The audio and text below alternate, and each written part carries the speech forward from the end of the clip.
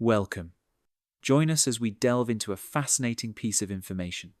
Today, we're going to discuss a particularly interesting concept, one that sounds quite special: non-attachment. It's akin to the lotus flower emerging from the mud unsullied, that feeling of purity despite its surroundings. So, our task today is to understand precisely what this non-attachment means according to the Master's teachings, and why it's a crucial key to escaping suffering. The Master's core teaching: Bodhicitta and non-attachment. I believe the most crucial point in this material is the Master's unequivocal assertion. The essence of Bodhicitta is non-attachment.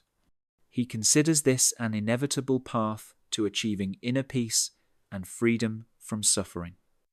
Let's take a closer look at how the Master explains this. The material begins by quoting, "Bodhicitta is like a lotus flower, undefiled by all defilements and impurities.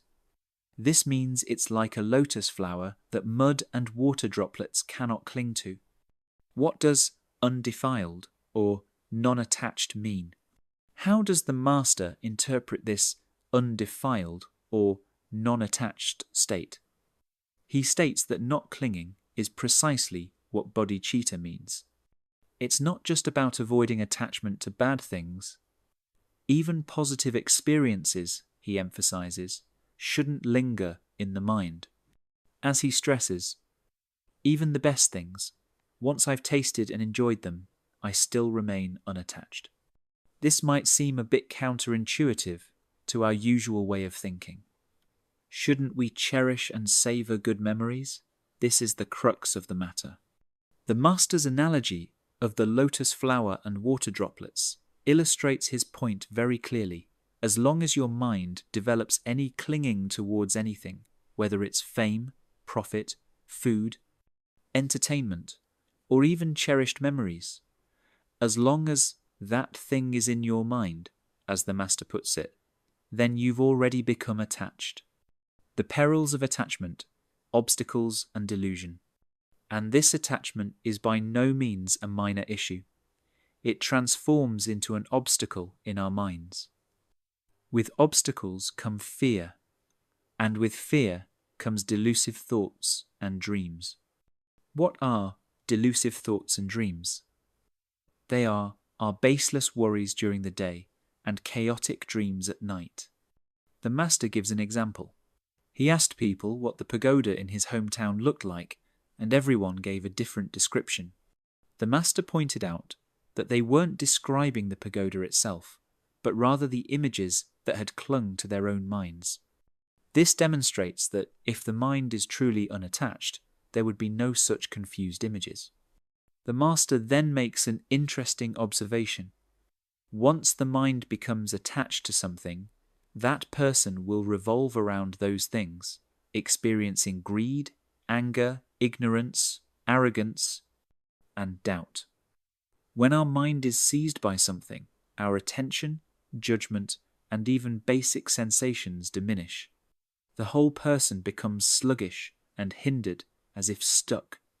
This is precisely the danger of defilement that the Master highlights. This clinging directly affects our six senses: eyes, ears, nose, tongue, body, and mind. Think about it. If a pair of glasses is dirty, the world you see becomes blurry and unclear, right? Similarly, when the six senses are defiled, our experience of the world becomes distorted, naturally leading to suffering. The inevitable path. From defilement to peace.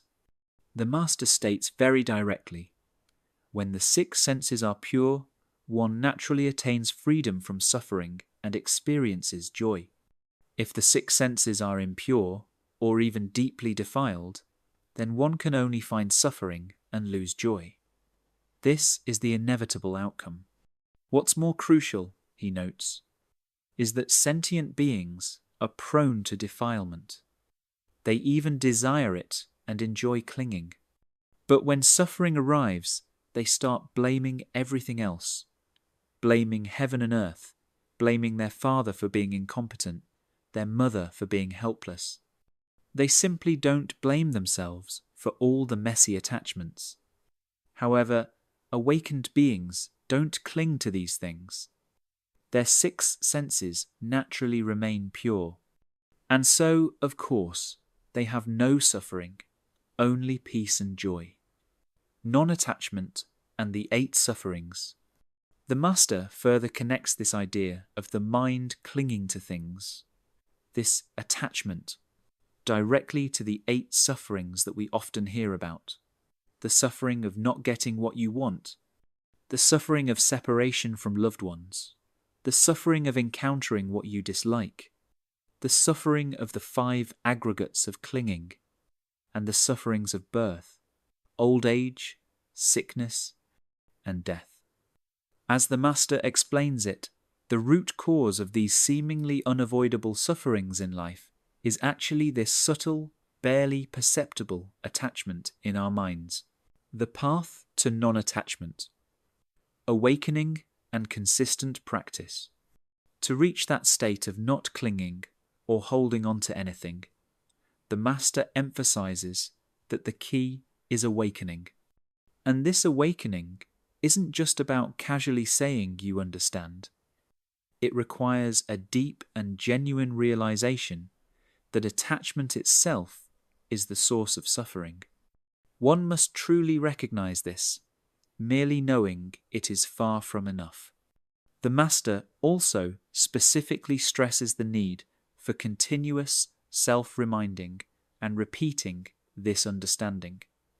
He uses a colloquial term, daily mumbling, like muttering to oneself.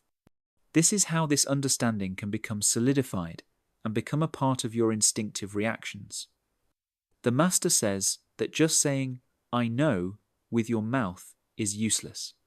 He gives an example, saying that if you continuously repeat this mumbling for 24 hours, you can stabilize it in 7 days.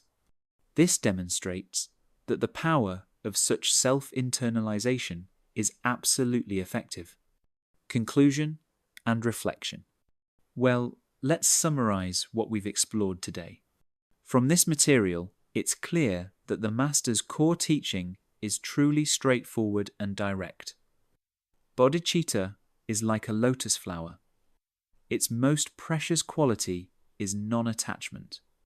It's about not allowing your mind to cling to anything or anyone, whether good or bad, and maintaining the purity of your 6 senses. This is the inevitable path to escaping the 8 sufferings of life and attaining inner peace. To achieve this non-attachment, there are 2 key steps. First, awaken. Truly understand why it's so important. Second, solidify this understanding through continuous self-reminding, what the Master calls mumbling. Finally, here's a question for you to ponder. Based on the Master's teachings, look back at your own mind. Are there certain people, things, or feelings that you constantly cling to or cannot let go of? And how does this clinging manifest as a form of suffering in your daily life, perhaps in subtle ways? This is something worth observing closely.